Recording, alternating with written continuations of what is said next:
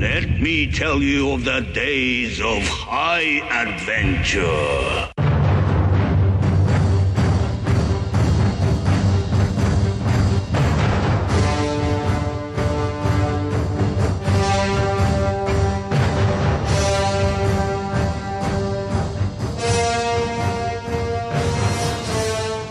Hello, I'm Kevin. And I'm John. And this is 6 Degrees of Schwarzenegger, the podcast where we take a long, hard look back at some of our favorite action movies from the era of Arnold. Schwarzenegger is the icon of the genre, and we're taking a deep dive into some of these 80s and 90s cult action movies and breaking them all the way down. We're going to get into the nitty-gritty and examine the good, the bad, the ugly, and the laughable in these movies. But we're always coming from a place of love. You don't watch these movies as much as we have unless you have a genuine affection for them.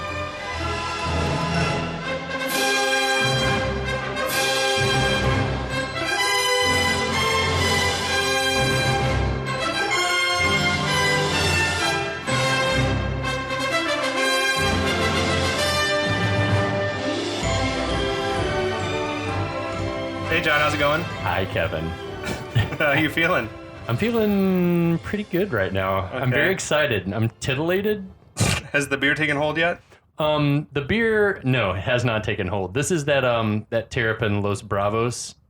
Ah. I picked it because it has a skull on it for obvious reasons that we'll get into as we discuss this podcast. Yes. I'm also delighted to announce that we have a special guest on this episode, my good friend Kyle. Hey guys, how's it going? Kyle. Welcome. This guy is a movie buff. Well, maybe. He's got credentials. Maybe.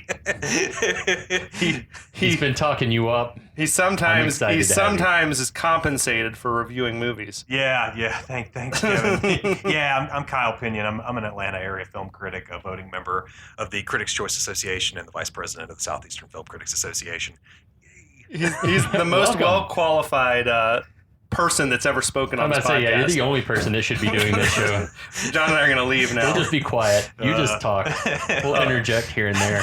Also, shout out to our friends at the Last of the Action Heroes podcast network. What's up, guys? Who picked us up and wanted us to appear as part of their show. We may be stepping on some toes with this series on a Dolph Lundgren movie. We can call it a multidisciplinary collaboration. We're going to give it the 6 Degrees treatment. And welcome to everyone who just listens to us the good old-fashioned 6 Degrees of Schwarzenegger way. So if you're listening to us there, check out the podcast network. And if you're listening to us on the podcast network, we got a lot of old goodies in our back catalog that you can find by searching 6 Degrees of Schwarzenegger wherever you find your podcasts. What are we here to talk about today, fellas? Well, it's a movie that's near and dear to my heart, like so many of these, and it is 1987's Masters of the Universe. Yes. Right now, I'm hearing Bill Conti's epic theme in my head. Is it epic, though? Yeah. You liked it? I mean, Okay. It's completely ripped off from the Superman theme from John Williams. Oh, yeah. As much of this movie is shamelessly. ripped off shamelessly, I think. I never saw this movie until recently, so it's new to me, but I enjoyed the shit out of it. Yeah, you texted me and you're like, it's eminently watchable. I was Oh, like, yeah. It's so watchable. It's so watchable. There's not a lot of big names attached to this. And when Dolph Lundgren is like the cloutiest person attached, you got like a deep cut of a movie. Yeah, there's no mega stars. There are people that have had amazing careers, like Frank Langella and others that we'll get into, but it's like yeah. Guys, you're James Tolkien? James Tolkien, the 80s cranky standby guy. He's my favorite thing in the movie. Oh, is sure. he really? Yeah. Absolutely. He's incredible. We'll have to keep a tally going of how many times he racks that shotgun. Yes. Because he does it every single time, and after you've racked it once, you'd just be ejecting unspent shells with subsequent racks. Correct. And no one knows where he got extra ammunition. Oh, he's loaded up, man. Yeah, I guess so. It's full of in his pimp-ass coat pockets. As we do, we'll quickly run through the dudes and ladies associated with the film. Directed by Gary Goddard. This is basically it for him. The only other thing that I knew, and I don't know if you guys ever saw it, was his short-lived Captain Power and the Soldiers of the Future series. I Had the never heard of toys. that. Had the I did toys. too. I did as well. You pointed them at the TV, and if they shot you, your guy would come flying out of the plane. That's amazing. It was badass. That's like some space age shit. Yeah, it was a pretty interesting looking show. Yeah, you know what's interesting about that show, and I don't mean to get into a tangent, but like the head writer what on we that do. show is J. Michael Straczynski, who would go on to create Babylon 5. Okay. Which, a cult classic Cult from the classic. 90s. So, yeah, there was a lot of talent attached to that show. Gary Goddard, he was one of those producer types that has that created a lot of things, but never was behind the camera much. So, Masters of the Universe was like his one shot at that. And, He wrote and directed a lot of the short films that were part of theme park rides. Yeah, I saw that too. Did you see that? Yeah. Like, I think the Terminator 2 and some other stuff. He also directed the little Finding Nemo ripoff that you can watch at the Atlanta Aquarium. Oh, really? Yes. That I didn't know. Yes. But apparently the director saw his, he directed the Conan Stunt Spectacular at Universal Studios, and that's where the good folks at Canon found him, and we're like, this is our guy. They're like, that's my favorite ride. Get him. We need him. Do you think we could get him? Written by David Odell, Who wrote Dark Crystal. Killer. Supergirl he wrote, and a bunch of other Jim Henson Yeah, stuff. a lot of like Muppet stuff on the shit. Muppets, Muppet specials and Which stuff. is awesome. Co-writing credits for a guy named Stephen Tolkien and Gary Goddard, the director. Yeah. Produced by Menahem Golan and Yoram Globus. The Dream Team. Yes. You know these My two. heroes. Yeah. If you know their work, the guys behind Canon Films just cranked out amazing 80s action stuff. Yeah, in collaboration with Ed Pressman and his company, who had bought the rights to the movie before the cartoon had even aired. Really? Yes. So that's why it has no bearing or like no resemblance to, to the cartoon. Mattel apparently gave permission for what like action figure characters could be used, but that's also why there aren't many in the movie that And a lot cross of original over. characters. Yeah. Like Beastman, He-Man, Tila, Man-at-Arms, Skeletor, and Sorceress, I think were the... Yep. But then there's countless others that are left out. Yeah. Music by Bill Conti, who he might have the most storied of a career of anyone on this film. This movie was edited by Ann Coates. Yes, Lawrence of Arabia. Yeah. And That's impressive. And fucking Elephant Man. So she had an amazing career.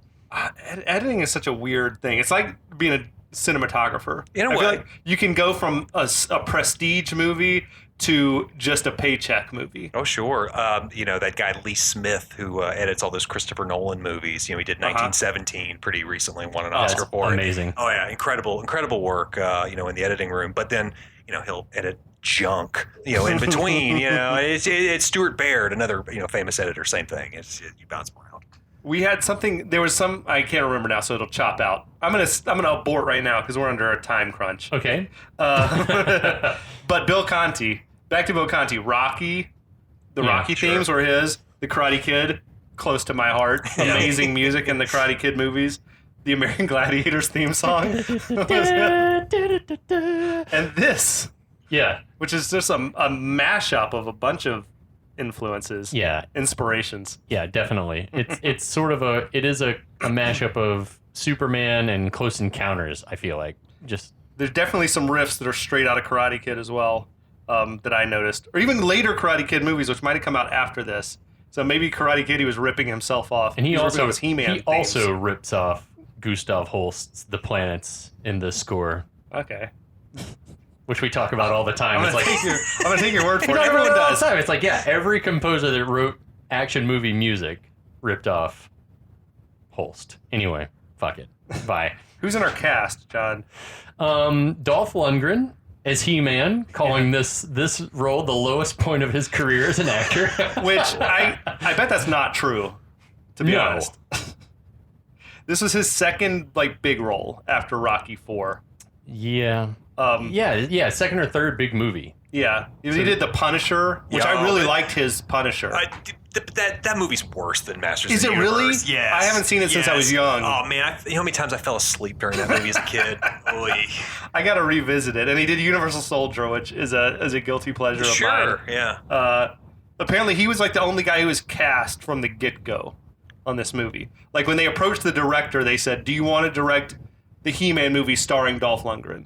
Like he was the first name attached. I could see it. It's a hard role to cast. He also had he had some heat probably after Rocky IV. Yeah. But we also, haven't heard him talk yet, really. Does anyone feel like He-Man is barely in this movie? Barely. Oh, yeah. He barely It's like factors just into the it. star that's it's just not. He's not even in the movie. No, he's a smaller part than Gwildor. Guaranteed. Oh, Billy Barty's basically the star of this movie, Yeah, right behind that's Franklin true. Joe. I was gonna say Langella. Skeletor and Gwildor are the stars.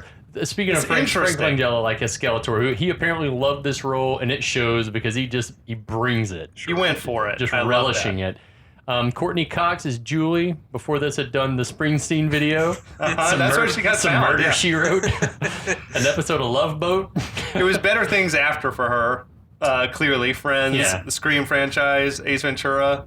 The guy that plays Kevin, that's Robert Duncan McNeil, who in his teens lived right here in Atlanta, Georgia. Shit. So there you go. Chelsea Field as Tila, remembered for her role as the flight attendant in Commando. And I saw that she was Bruce Willis's wife in The Last Boy Scout. And Kyle, you had an interesting tidbit about Chelsea Field. Yeah. I mean, she's married to Quantum Leap star Scott Bakula in real life, which The it universe is weird. makes sense to me. Yeah. As soon as I heard it, I was like, yep, makes sense. Yeah, I love that. John Cipher, and maybe the only role he ever had. I don't recognize him at all as Duncan / Man at Arms. No, he did a lot of TV work, according to my research. Yeah. He was in almost every 70s and 80s series that you could think of for one episode.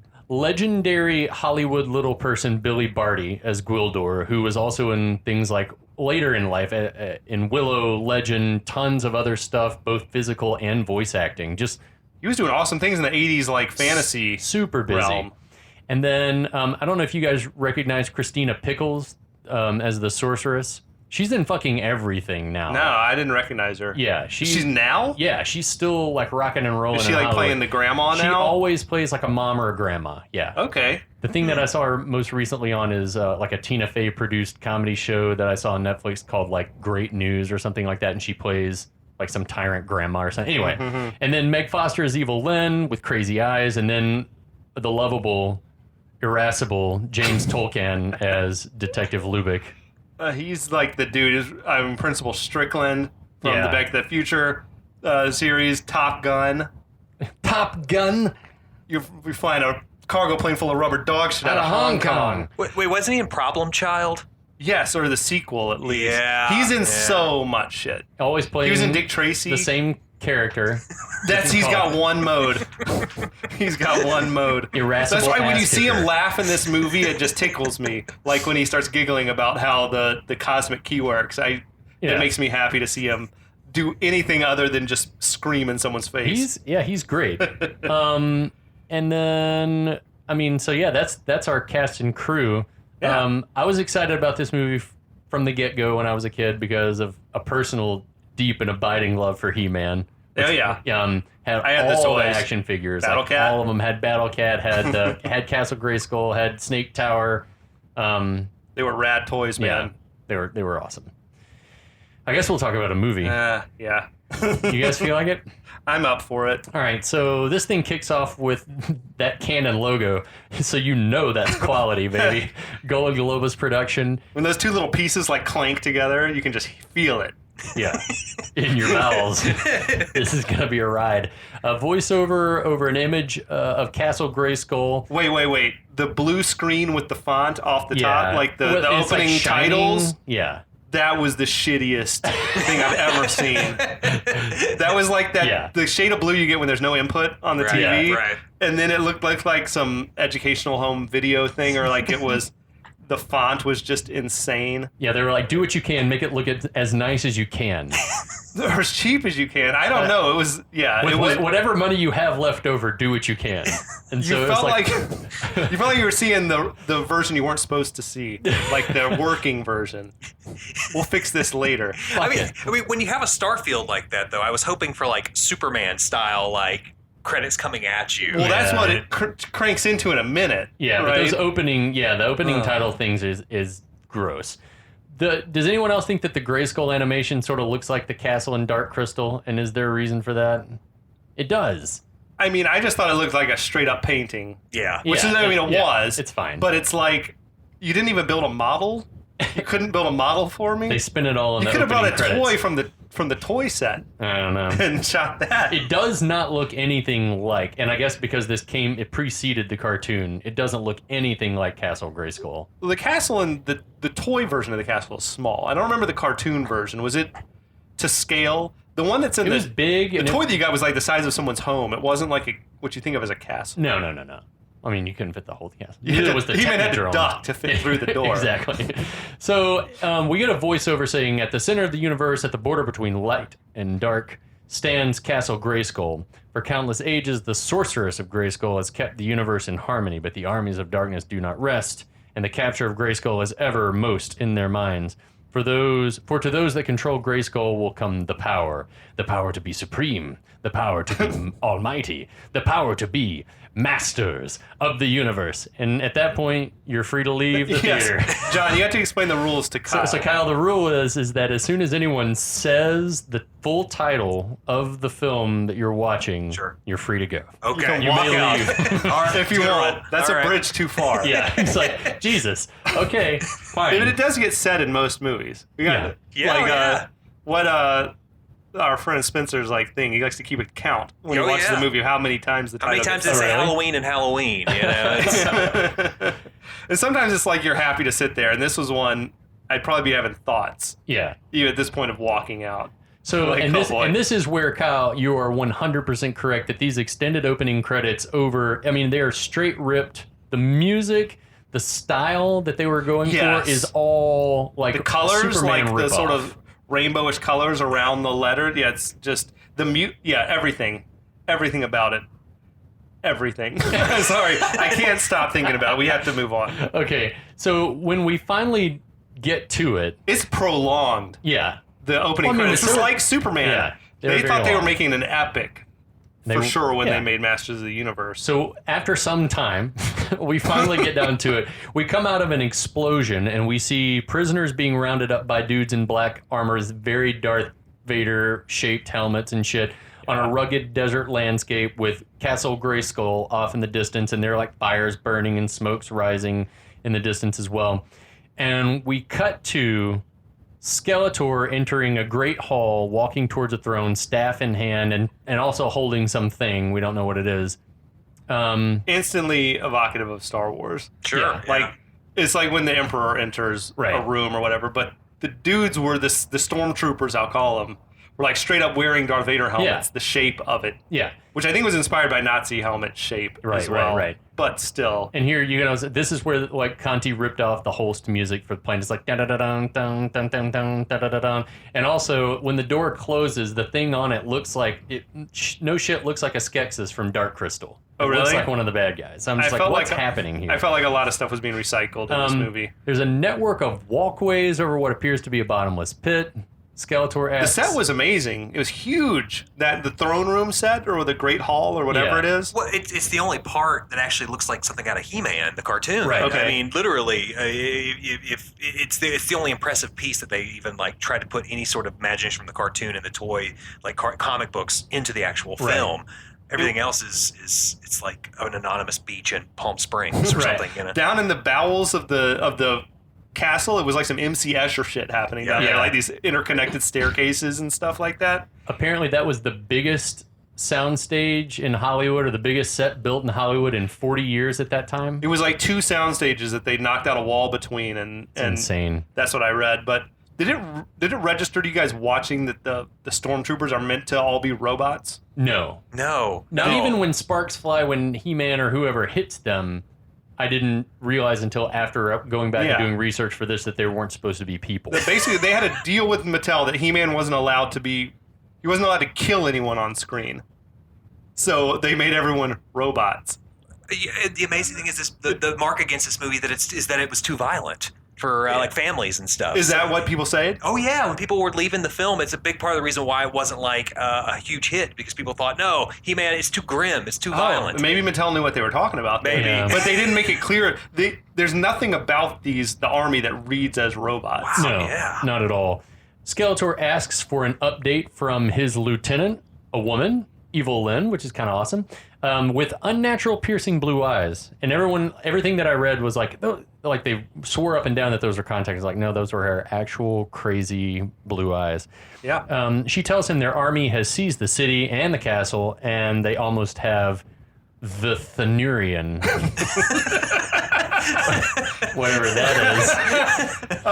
As I was watching, I was thinking, like, this is clearly a society built on the wearing of capes. Yes. Like, did people ever wear capes in a real world setting ever in history? Sure. What was the upside to having a cape on? It looked cool. Okay, like are you saying that in some point in history, Middle Ages or something? Yeah, if you look at Renaissance, people were wearing capes. Paintings of like kings and nobility and things, those people had like large ermine cloaks that draped down to the floor. Yeah, I mean, Napoleon wore a cape. Okay. I mean, Knights wore capes. Yeah, I mean, even as late as World War I era, they were like some of the Prussian lords wore capes. I feel like it served dual purpose in keeping muck off you while you were riding, if wearing it correctly, and then also you drape yourself in it if it was cold.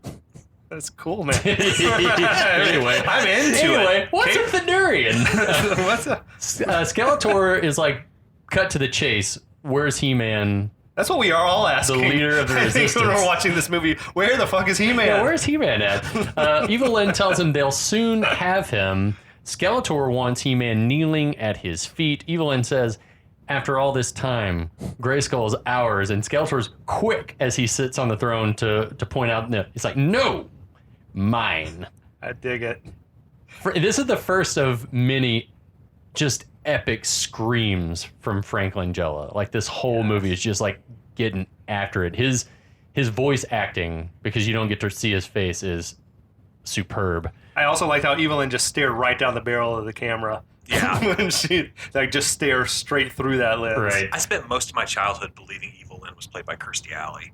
I can totally see that. The resemblance is sort of uncanny. Absolutely. Yeah. That's amazing. Yeah, that's awesome. It's at that moment in that screen take that we get our first good look at Skeletor's face, and the face makeup that prosthetic is badass. It is good. It's good, right? What is he? Is that supposed to be bone? Yeah. Or is that supposed to be like flesh? Is he just some different type of creature? In the cartoon / action Well, in figure, the cartoon, it's like a skeleton. It's a hard skeleton. Like, this thing has fucking lips. That's true. He's got lips with teeth behind it. So I don't know. It just made me wonder if he's supposed to be just some like other type of alien Could species. be, yeah. We hear a disembodied voice say, "The power of Grayskull is not yet passed to you." That's the sorceress, who Skeletor then taunts. She says, "You haven't won as long as He-Man's alive." Then he zaps her with some sort of ray shield that she's behind that sort of looks like something from Star Wars, and tells Evil Lyn, "Turn on the holosphere," or whatever the fuck that is. He's winning points for me already. Yeah. Skeletor is killing it. I love a good villain, and like he's just taunting the sorceress and everything. I'm digging all of it. So holosphere turns on, which we surmise is like some form of mass communication, because a hologram of Skeletor pops out into the open in Eternia, sort of like multi-directional, and Skeletor starts to deliver this message to the people of Eternia, telling them, hey, the war is over, Sorceress is my prisoner, her power is now joined to mine, and that my first decree is that everyone better fall in line or else. We see He-Man, finally, watching Skeletor from the side of a mountain or something. What's he wearing? He's wearing a cape. He's wearing nearly nothing. Also, like that's at least true to the action figure. an incredible mullet. Yeah, Also. Yeah. it's braggable. It's just that was the era, man. A cape and a mullet is a strong look for 1987. Yeah, he's wearing some sort of like cross harness up top with some like shoulder pads or something. Just briefs. Yeah, Just and briefs. some briefs, which is like wrestling really, tights, Wrestling tights, basically. yeah. really true to what He-Man wore in the cartoon and in True. the action figure. So we then cut to some footage of prisoners being marched by stormtroopers through this valley. It's more like matte paintings galore. Right. Right. Including some soldiers carrying something or someone in a net. He-Man's sort of been taking all this in and then just ambushes a group of bad guys. We get close-ups of muscles. It was muscle porn. Lots of grunting. Ugh! Ugh! Dolph Lundgren's his facial expression never changes. No. He's just like a stone-faced mask. Or he looks sort of like he gets a Stallone-style grimace. It's just like... barely. That's it. That's the Well, extent. he learned under Stallone. He tutored under Stallone on Literally, Rocky also, IV. we get our first glimpse of He-Man's weird, unique fighting style, which is he's able to deflect blaster bolts with the sword of Grayskull. Yeah. The sword that, even for him, he needs two hands to operate. And he'll like grab a blaster, but you get the feeling that everything is like made to scale because he's having a hard time maneuvering with everything. He's not comfortable holding the giant long blaster. He's not comfortable holding the sword in one hand. And He-Man, correct me if I'm wrong, according to the lore that we have available, is supposed to be super strong. Right. I mean, the sword is where he derives his power from. Yeah, he does, but he still has power at that point. He's basically Thor. Yeah, exactly. Okay. The Sword of Grayskull is like Mjolnir, so That's Okay. a great comparison. The world is a weird combination, and this scene points out of like futuristic technology plus barbarian shit. Right. Like what the sword is useless for him at this moment. And it's so He should have interesting. two Like, blasters. you point out that like he's supposed to derive, or at least his power to Grayskull is somehow like the sword is a conduit, in some way. But the sword figures barely at all, almost like He-Man himself in this movie. Well, yeah, it was like that's I kept thinking like, when's the sword going to be important? And the answer is never. Yeah, not at all. Was that a hallmark of the cartoon? Like they had tanks and stuff, but then also swords. Yeah, there were characters Right. that used a lot of tech. yeah. Okay. Yeah, I mean, there were like robot characters. I mean, there were snake people. I mean, there were all kinds of like Yeah. In mixture of stuff. I felt like in Star Wars it made more sense. Like they at least make mention of that a lightsaber is like an antiquated, Right. an antique style of weapon to be using. For a more civilized. But you could also deflect a blaster shot back at the person. Right. And Well, I mean, Kevin, so it's as good as a blaster. the whole sort of. concept is just advertisement for new toys. So every Yes, time they had a new exactly. toy, it was like, well, this is the guy who has 3 heads. So and we're gonna call him Triple Header or whatever his name was. I don't even remember. But yeah, I mean, so they just made it work somehow, and it was combining all Oh, these different I things. loved it too. Yeah. I was Yeah. here for it. So He-Man somehow makes it through these guys unscathed. Suddenly, Tila and Duncan, the man-at-arms, show up as the battle's winding down, and everyone's super excited to see each other alive. See, they're rocking the just generic sci-fi costumes. Yeah, Right. Yeah. Yeah. They tell him that the battle at Grayskull was a massacre, that Skeletor's army appeared out of nowhere and just wiped everyone out. Then they hear someone crying for help, and it's coming from whatever was tangled up in that net from before. Tila was ready to kill immediately. Which is a theme throughout the movie. She's like ready to take action at any point. Yes. Just murder. So they free the small, hairy, troll-looking thing from the net, ask who he is, and that's Gwildor. That's Billy Barty of Thenor, Locksmith and inventor. the Thenurian, who was mentioned earlier by Evelyn, and he's being hunted by Skeletor's forces. They want to know why, and he tells them, I'd better show you. Follow me. What were you guys' feelings about Gwildor? I mean, when I was a kid, and I mentioned it to you guys before the podcast, but this was the first movie I ever saw, right?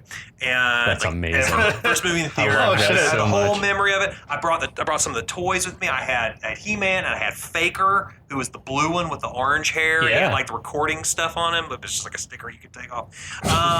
But I was so excited about this movie, and when Gwildor showed up, my first thought was, where the fuck is Orko? Exactly. That was the exact thought that I had. Yeah, I was listening to director that was commentary it. this morning, and he said basically they didn't have the money to do a creature that was flying every time you Sure. saw him, which I guess makes sense, but it's also sad. I feel like for this movie, we don't deserve any better than Gwildor. Like, Shit. I mean, Orko is not like high art, man. You could have No. just had a guy with a big long coat and a hat and a scarf around his face. I he's mean, had a more iconic look. Orko did. Yeah, definitely. Like, Gwildor looks like something from Jim Henson's Creature Shop, just like some stock creature that they had laying around. He's the little comic relief troll that we deserve. He sort of looks, he's a cross between a troll and Snarf Oh, from Fuzz Thundercats with the Thundercats. ears and stuff that like sort of poke up in the air. Hell yes. Anyway, Gwildor leads them back to his home/workshop.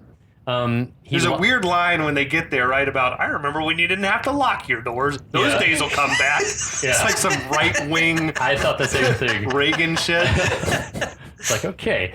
He gets them all inside and locks the place down hard once they're inside. They also has a little chain lock at the end, that was a nice which is touch. a comic touch, I think, right? The place is like a cave filled with all sorts of gadgets. Gwildor says that Skeletor wants him because of one of his inventions, which he's just happened to got like laying. I just keep it on the floor here in the open. He picks up this little device from off screen, and it's a prototype that Skeletor doesn't know about, and he calls it the Cosmic Key. He hits the play button, and the thing cranks up, and he starts explaining that it creates tones that can open a portal to anywhere. I thought it was a pretty cool MacGuffin. Yeah. The Cosmic Key. It looks interesting. It had a great design, right? It does, and I've remembered it all these years. But the thing that sticks with me the most is that it's clearly playing a Tears for Fears song. Yep. The one. Yes. That's badass, dude. In the spirit of nothing about this movie seeming original, I felt like his little lab or whatever it is felt like an amalgamation of like Doc Brown's lab plus Yoda's hut, and Dagobah, Totally. plus Miracle Max, Princess Bride, plus that wizard in Neverending Story, the dude who was like overseeing the oracles or whatever. It was just like, this place was nuts, man. Yeah. I love Billy Barty's performance though. Like he was another dude who was just is awesome, going for it, man. And like lovable. Langella. So He-Man immediately guesses correctly that's how Skeletor got his army into the city and into the castle for the attack. Gwildor's like, yep, that's exactly how it happened. Teela calls him a little worm. Teela's aggressive. Kill him again. She's aggressive. She had that, and she was reminding me of Princess Leia a little bit, just like little aggression. But in like a Tron outfit. Yeah, it totally looks like a Tron outfit. Yeah, good call. He-Man, sweet guy, defends Gwildor, saying that there's no way he could have known Skeletor's intentions. And Gwildor says that Thenurians are naturally peaceful and trusting people. And he says that a woman came to see him, saying she'd heard about his fame as a locksmith and was interested in his work. She was beautiful. How was I to know she came from Snake Mountain? Famous locksmiths get all the ladies. Yeah. What? They're peaceful and trusting people. He got honeypotted.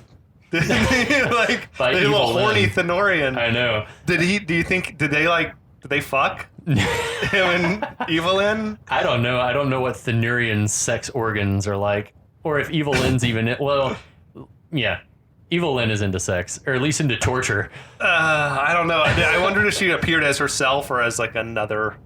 I wondered that too. Yeah, does she appear Thenurian? Hot Thenurian. That would have been awesome. Hot Thenurians. It sounds like a show or a catalog or a magazine. Anyway, Gwildor says she tricked him and stole the key. He-Man asks if they can use the prototype to transport to Grayskull to rescue the sorceress. Gwildor says yes, but if you turn it on, Skeletor's going to know where you are. Which, hey, he literally just had That's it turned important on. to know throughout the film, though, is that this thing's like a tracking device, or like a but homing device almost. He just had it turned on. He was just fucking Did he around forget? with it. Like, he just had it turned on.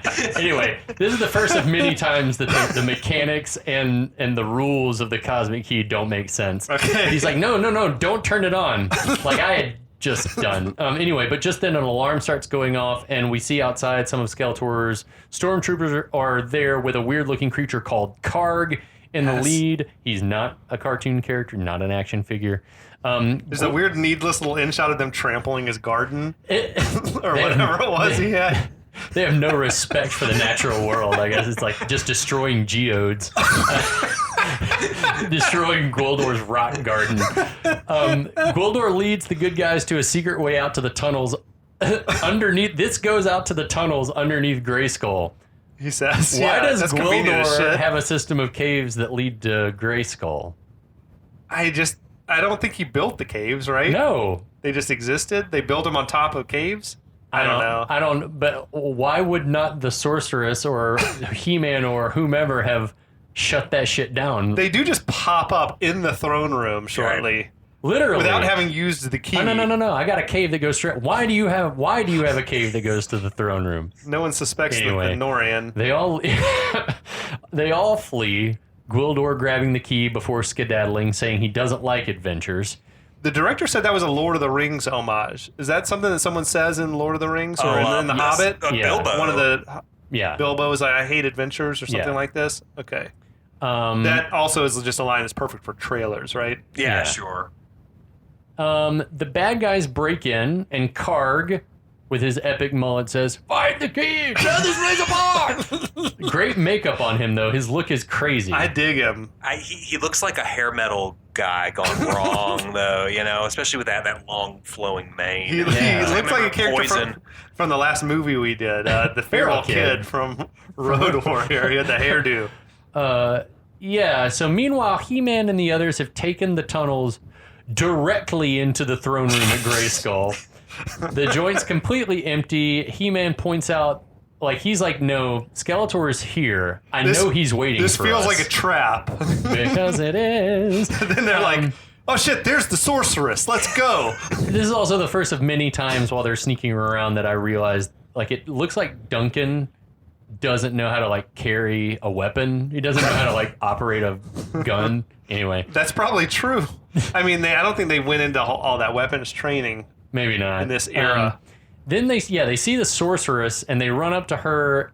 We're here to rescue you. It sounds sort of like a Stallone thing going. I'm sorry about that. But she says she's trapped in an energy field and that only Skeletor can dissolve it, and they should leave because they're in great danger. Yeah, no shit.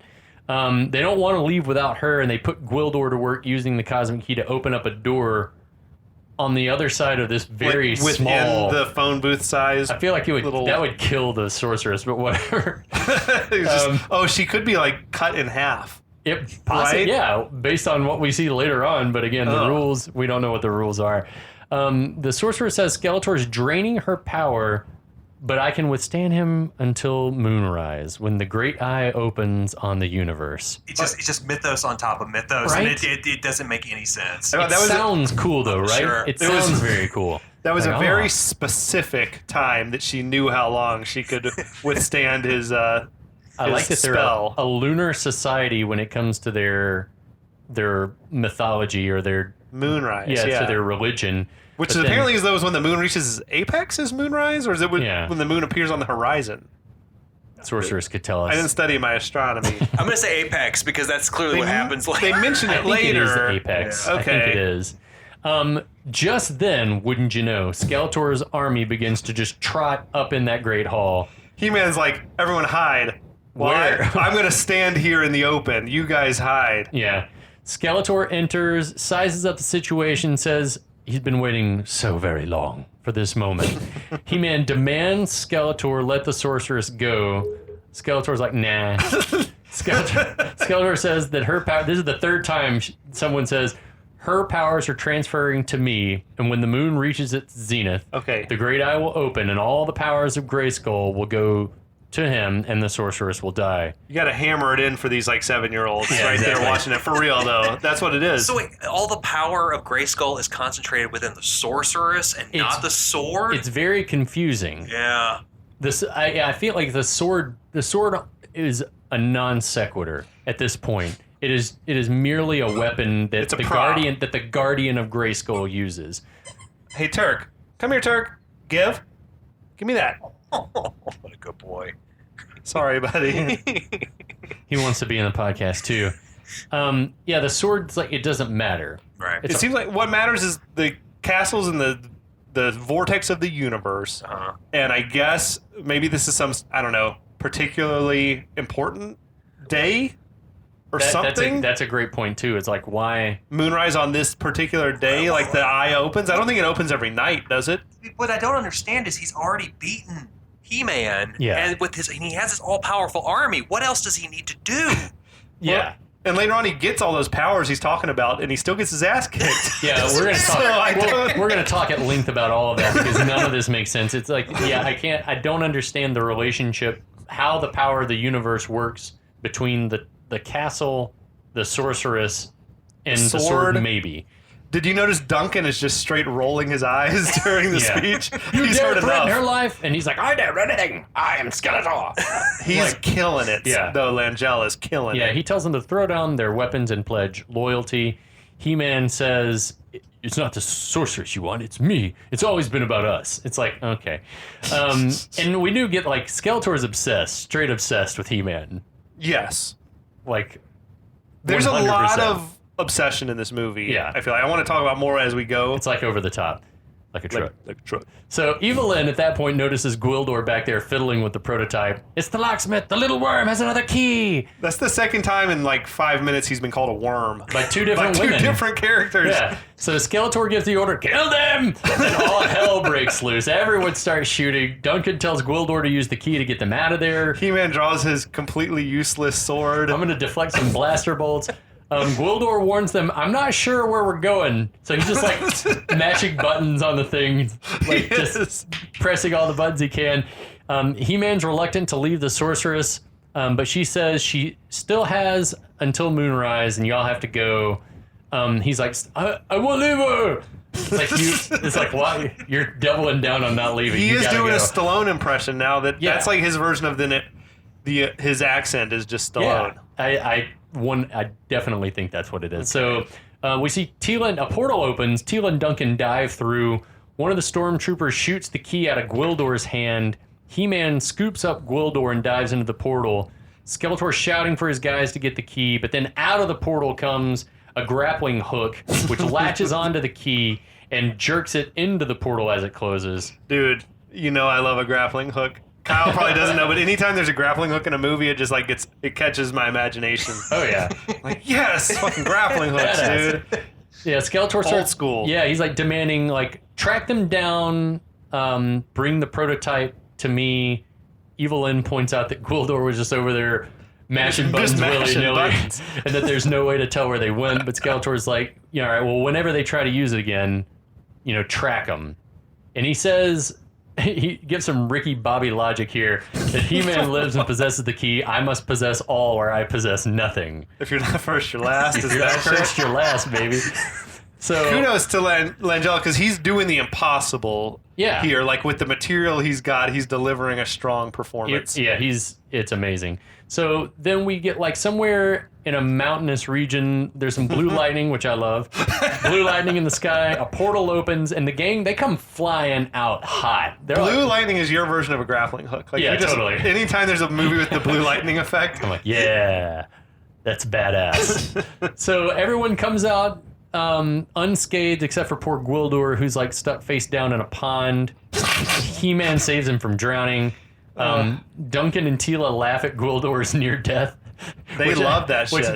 Because we just did Road Warrior. It reminded me of the moment when the toady gets his fingers cut off from like trying to catch the boomerang, and all of Humongous' men have a good laugh at his expense. Well, that's what I would say to people like during pandemic was like, man, seeing someone running naked down the street, that's like the closest thing we can get to a movie or something in these times. That's like the closest we can get to a show. I know. So Gwildor blows some water out of his clogged gill slits, and apologizes profusely. The vibe of this movie is like very Power Rangers. Oh, sure. That's a great Saban-like style of... Yeah. I know. I had just seen Psycho Gorman, which is like this Power Rangers parody that a lot of people are like kind of vibing on that just came out. So it was especially in my mind. It's newly made? It just came out this year. I need to check that out. Yeah, that's what's awesome. it called? Psycho Gorman. Psycho Gorman. Okay. Listeners, check it out. Putting it on my list now. Where can we watch it? As you said, YouTube? Yeah, anywhere streaming. It's not on a platform. It was on Shudder at last, I think. Okay, rad. So gill slits, right? That's what he said. And then Gwildor, they all tell Gwildor, hey man, we got to get back to Eternia right now. Gwildor says, I have no idea where in the universe we are because I was rushing to open a portal, you assholes. Teela wants to fuck him up immediately. She just like goes at him. He-Man says to calm your shit and that we're all in this together. Duncan then asks how we're going to get home if we don't even know where we are. And Gwildor says that the key stores the coordinates from home, for Eternia. And if you're following along, you write it all down and send it to us so that we understand. And at that moment, Gwildor notices that his grapple gun that was attached to the key is now no longer attached to the key, and that the key is gone. It's somewhere, in wherever they are. He's lucky they didn't drop it within the wormhole, I guess. 'Cause Right. then I don't know what would another happen. dimension altogether. Yeah, maybe where a movie is better. Dude, I felt like the Gwildor effects just vary wildly from scene to scene. Like in this one, he's got articulating ears. Sure. The gill slits like gag was kind of cool. And then in later scenes, it's just like he's motionless. Yeah, most of the rest of the time, his mouth doesn't even move when he talks. Yeah, It's just sort of in a vague smile. I think this was one of the early scenes in the film where I think they were paying more attention to that shit. Yeah. So, they hear something rustling in the brush. Duncan takes out a device that makes a straight cartoon noise. He goes, "Burr," and then says it's getting a reading on a big alien life form. Which the device was in no way indicating that anything was moving towards them. There was one little dot on the thing and it was moving away from them, or away from what should have been them, but You whatever. don't know how that thing works. That's you don't know how true. that Eternian tech works. Accurate.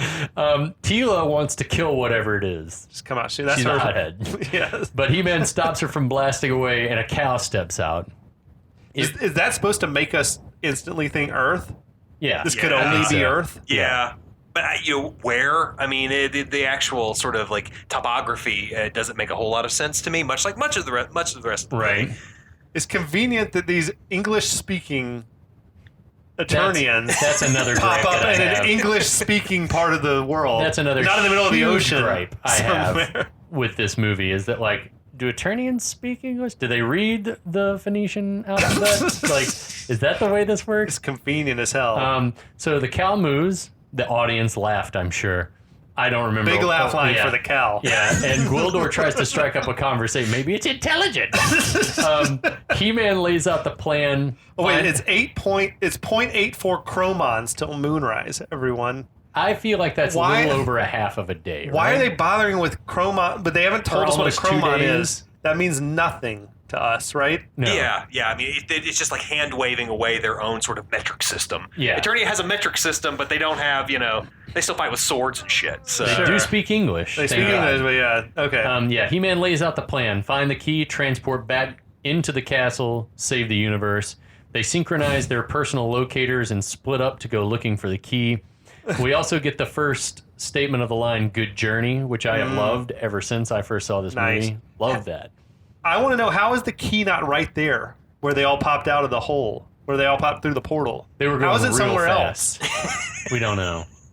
We Right? don't know. I mean, they literally landed right outside where the hole had opened, so it just made me like, how did the key wind up elsewhere? Well, that's what I'm saying is that, like, it's not impossible to believe that if they came out of there going as fast as they appeared to in the movie, that the key could be several quarter hundred yards mile away. or something but away. also, they would all be dead, except for Right. ostensibly He-Man. Yeah. But I don't anyway, know. we're gonna have to talk. We're gonna have to save all that shit for another episode because we're fresh out of time. I'm fresh out of patience for this movie, but I'll be back next week. Good journey, everyone. Kyle, wait, hold on. While we got Kyle here, is there anything you wanted to plug? Your website, your Twitter, Yeah, your man. Hit us. Yeah, Tell man. us, bro. Weekly reviews of all the new release films as they come out, whenever they come out, over at screenrex.com. That's where you can find them. Spell it. 'Cause- no, 'cause- CREENREX.com. Like the dinosaur. Yeah, Love like it. T-Rex, but with a screen in front of it. I love it. Absolutely. Thanks for coming on, and we'll be back. Ready to break